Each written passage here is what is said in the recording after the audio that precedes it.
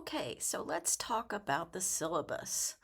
Uh, Mitchell has started using a new technology called Simple Syllabus. And if you come here to the left side of the screen and scroll down a little bit, you'll see course syllabus and class schedule, and underneath that, Simple Syllabus. You can get to the syllabus in any number of manners. You can do it via the Simple Syllabus link, which I have found sometimes works and sometimes doesn't, which is why I added the text-based PDF and Word document up here so that you can access them. If for some reason the syllabus itself, the Simple Syllabus, isn't working, you can get to it other ways. So, Simple Syllabus, and cross your fingers, hope that it works. Oh, yay, there it is. Okay. So there are all sorts of sections over here on the left side, and you can jump ahead to anything. Like if you need to get my email address and you're not 100% sure what it is, you can jump straight to that. And there's my email address. I do my level best to get back to students within one business day, which means if you email me at midnight on Friday, I'm probably not going to get back to you until at least Monday. I do check my email on the weekends because I know that you guys do a lot of your work on the weekends, and so do I. But sometimes I do try to dedicate the weekend to various things that can be fun and relaxing. So I may or may not be around over the weekend, but I do try to get back to students within one business day. If you don't hear from me within one business day, please email me again. And it's possible also that your email just kind of disappeared off my feed, essentially my inbox, because I get so much junk in my inbox. So please do email me again and let me know that you have emailed me previously. So I will then hopefully jump on that and get back to you as soon as possible. I don't have an office phone, nor do I have an office other than what's at home. Here are our student learning outcomes. You should read these for all the classes that you take, because this is basically the school saying, here's what you should know when you finish this class. So when you finish this class, you should be able to conduct scholarly research, integrate appropriate and reliable sources into academic research writing assignments. You should have learned about writing within several academic disciplines. You will have had the opportunity, I hope, to demonstrate your abilities to construct logical, organized, clear, and grammatically correct pieces of academic writing in several genres of academic discourse. You'll learn how to use documentation style manuals to cite consistently and correctly in MLA and APA formats. Students will read and analyze articles relevant to their own courses of study and demonstrate their understanding and abilities to synthesize information in several shorter writing assignments. You're not going to be doing super lengthy writing. You'll be doing a lot of writing, but it's going to be short assignments. So at least there's that. We will write predominantly in MLA. We will talk about APA, but seeing as how writing and writing, literature, that sort of thing is a humanities discipline, we will use the style and format that is used in that discipline, and we use MLA. Here are the essential learning outcomes. And here's the recommendations for success. These are just a few little things that I wanted to throw into the syllabus to help you kind of keep in mind some things to do to make plans to do well in the class. Plan to read and write a lot in this class. This is an online class only, so you're going to have to set aside some time to listen to the lectures, to read the readings, that sort of thing. Plan to print out the calendar, and we're going to go through the calendar here in just a second. Write the important due dates down. You should have a planner. Ask me if you have issues, questions, whatever, as soon as possible. And turn your work in on time. You will have online readings via the LMS each week, sometimes multiple chapters. Let's see, we are entirely online and asynchronous, and that means that everything that you do is found online, and you can do this work at 2 a.m. or 2 p.m. I don't care which. You can do it at any point in time during the week. The week runs from Monday until Sunday night at midnight. So that's the week when you see the week 1, week 2, that sort of thing on the left-hand side. That's when it runs from Monday at 12:01 until Sunday at 11:59. Technology, here's the grading scale. You get a 10-point grading scale. I do my level best to get comments and grades back to students, especially when it's a draft, a rough draft, and I know that you're going to want to polish it. I try to get those comments back to you as soon as possible, and certainly prior to the due date, of the next thing, obviously. And even better, within 7 days of the due date. I would like to get it back to you as soon as humanly possible. And I have been known to extend a due date if I don't get feedback back to students, I feel like, in a responsible amount of time. You're going to have 4 major assignments: the proposal, the rhetorical analysis, the weekly research notes, argumentative research essay, and then throughout you're going to have quizzes, informal writings, reflective writings, that sort of thing. And you can see the percentage breakdown here. And each one of these things has an assignment sheet associated with it. This is very important: missing work and late work. Please consider this section of the syllabus to be a blanket allowance of late work. However, as with everything in life, you can make choices. You can choose to submit the work late, but there are always going to be repercussions. Just like our freedom of speech is not just a blanket ability to run around and scream fire in a crowded movie theater. It actually has repercussions to it. You have to accept the repercussions for each choice that you make. And if you choose to turn work in late, that's fine. You're not, I won't not take it, but there will be repercussions. You may turn in major essays late, but with some caveats. For each calendar day the work is late, the grade drops by 5 points. So if you submit a major essay 2 days late, that A goes away. You can no longer receive an A because it's late. After 5 days, the work is no longer acceptable and will receive a 0. This doesn't apply to low stakes or no grade work. It's either turned in on time or it's not turned in. So if you don't get it turned in, just accept that there's not going to be a grade there. But also understand that these assignments don't have huge points associated with them. So if you miss 1 or 2 of these assignments, it's not going to kill your grade. Missing a large number of them will indeed impact your grade.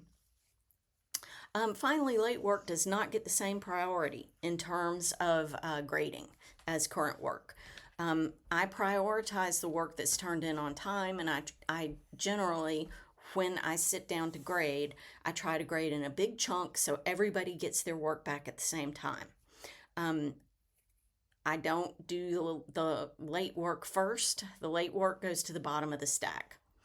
I can't apply this policy to the low stakes assignments. So if you have missed 1 or 2 low stakes assignments, you just need to suck it up and tell yourself, okay, I won't do that in the future. Attendance. There is attendance in online classes. If you have taken an online class in the past, you're probably very aware of this. When a student fails to comply with the class attendance policy or fails to attend for 2 consecutive weeks, 14 consecutive calendar days, the instructor should process an administrative withdrawal for the student, resulting in a grade of W. After a certain point, I can't do that anymore. That after that date passes, I can't give you a W. You just are going to get an F if you ghost the class. The inclement weather policy doesn't apply because we're not on campus. If we were on campus, then yeah, that would apply, but it doesn't. I will give you a discussion board. It says just discussion board, but there are other things that you might have, like quizzes or whatnot, that also acts as your attendance. So those are some things that can't be made up. If they're not submitted by the end of the week, you'll be marked as absent, as well as not getting the points for that activity. Let's see. This course is intended to help you understand and navigate the many varied and important aspects of research, critical thinking, and argument. These are things that are missing in a very big way from our culture and ongoing discussion as just as human beings. You need to be able to know how to look things up online correctly and in the best way possible so that you can find actual legitimate stuff that's going to help you make decisions and help you back up your arguments. And that's a big part of what we're doing. Artificial intelligence actively works against all of these things, and some studies have shown that it can actually make users stupid. I do not allow any type of AI in this class for any reason. I don't care if you're trying to summarize something. I don't know. That's the answer. If you're not sure if you should use AI, let me just give you the answer right now. No, don't do it. If you are going to excel in college, you must learn how to read and consume texts of all sorts on your own. Using AI to complete any activities will result in a 0 for that activity. We will discuss ways to prove that you have done your work yourself, should you be wrongly accused of AI use. I should really revise that so that it says when you are wrongly accused of AI use. It's just sort of a given these days that eventually, because the tools that we use to check for AI use work in ways that we don't always understand, you can pretty much figure you're going to be accused of it, even if you didn't use AI. I will take a break right now and say to you, if you're smart, if you want to be absolutely certain that you don't get in trouble for using AI when you didn't use AI, go in right now and set your preferences on your laptop or what have you, so that it doesn't automatically use any of those AI options just without you paying attention. If you go and pull up your email, if you've got Outlook like I do, if you look at the Outlook, I've already turned it off, or I would show you on mine. There's a place where it says, run this through AI for, feedback on what you've said. Turn that off. Use DuckDuckGo. It doesn't give you those stupid AI summaries at the top of the page. Work to get AI out of your college experience. It's going to be incumbent upon you to do this. And if you can sit down with an instructor and say, well, here's what I did to avoid using AI, and you're able to say, here, let me show you, I've turned all of those things off. That'll go a long ways towards reinforcing your argument that you didn't actually use AI. But we will talk about this some more together in a lecture video in the future. We do have a tool that we use, and I will go over this in one of my lecture videos. a tool that checks for AI use. I'm not happy with how it works. I'm not happy with its ability to do the work that it does, and it doesn't necessarily work as well as we would like for it to. I have seen entirely too many things marked as 100% AI when I know they're not 100% AI.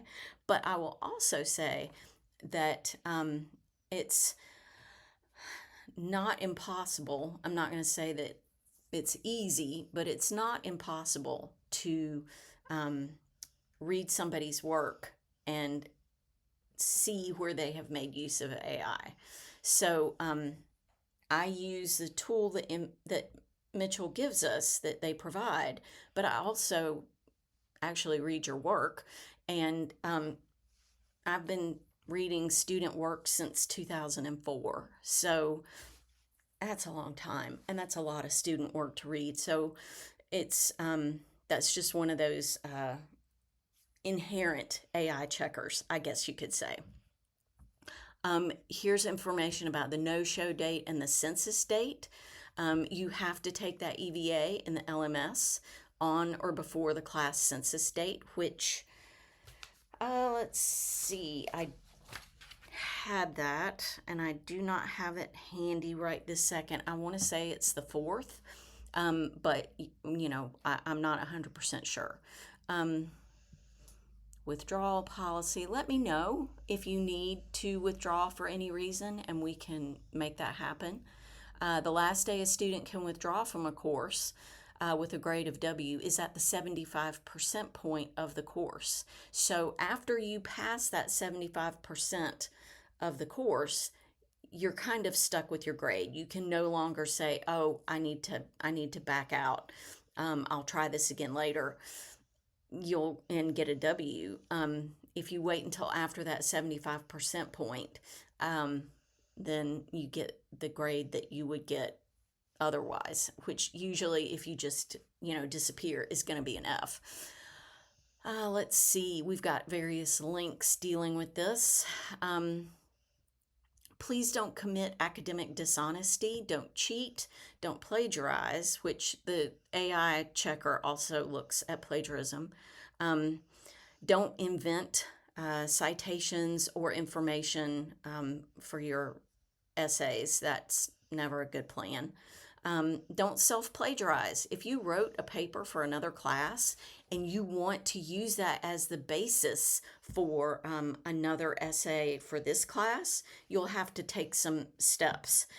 You can do that, but you have to let me know that's what you want to do, and we'll have to talk about it. If you just take something you wrote for another class and submit it for this class, then that's plagiarization and plagiarizing, and that's not okay. Here is the tentative schedule. I would strongly suggest that you make use of the schedule. It's a separate document because this isn't as complete as the other one is, but it kind of lays out some important stuff. I think that the most important things for you to keep in mind are these main due dates here at the bottom. So those are the important points of the syllabus. And now let's move on to that calendar, which you can get to this way. If you scroll up here and click on this link, it's going to download the calendar for you. Okay, so as you can see up here at the top, it's the summer of 2026, and our class runs from June the 1st until July 28th. Every week is laid out here with the exception of the last week is like only 2 or 3 days. So I just made week 7 into 7+, and it runs from 7/13 to 7/28. So it's a full week and a few days.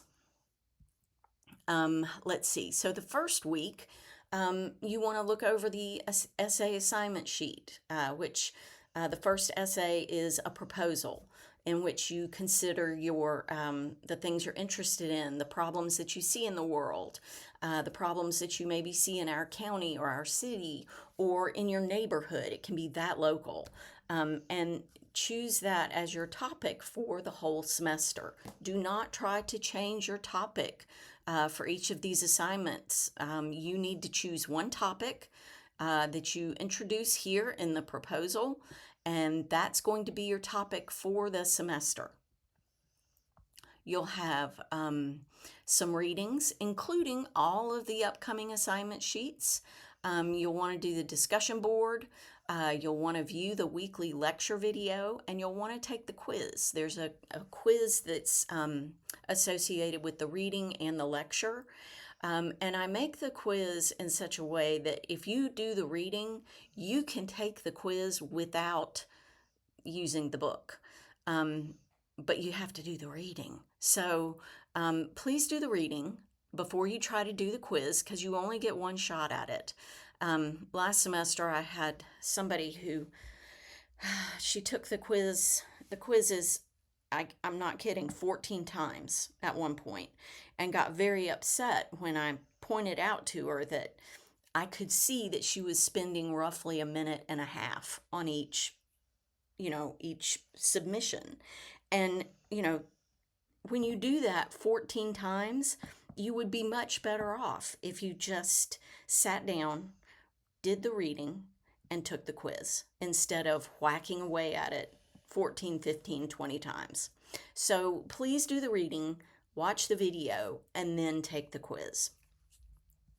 You'll see that all of these things that are listed here are the same things that are listed down here in each week, okay? So you'll be able to see right here the same stuff is due as what's laid out in the calendar. You have a draft of the proposal due on the 10th, and then the final draft is due on the 14th. And the reason for that is I want us to do a workshop, which will be via and we'll talk about this some more, which will be via your discussion board. Now, I am looking at this as a student, so, and I have not, I didn't do the initial quiz, so it's not letting me see all of the other stuff that's here. I would have to do the enrollment verification activity, and sometimes that makes the LMS flake out a little bit. So, you will have a discussion board here in week 2 where you'll post your proposal, and all of the directions are in the discussion board. You'll post your proposal and you'll receive feedback from another student.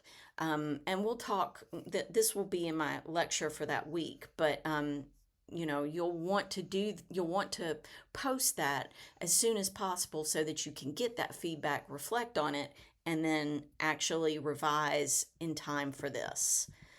So that's going to be your first big essay. Let's see, let me pull that back up. All right, so your final draft for the first essay is due on the 14th. Each week you will have, well, I wouldn't say every week. We've got one here in week 2, and then in the last week, yeah, you've got, except for the first week, you've got, you'll need to do research notes for each week, and there's going to be a detailed video on that too. Right now I'm just talking big picture stuff. So you can kind of see what goes on each week. You can get a pretty good idea of what's due that week. As we get closer to the end of the semester, I'm hopeful that you will spend some real time working on that argumentative essay and working on your rhetorical analysis and that kind of thing. So that's our calendar. Let me know if you have any issues with it, any questions, that sort of thing. And good luck. I'll see you later.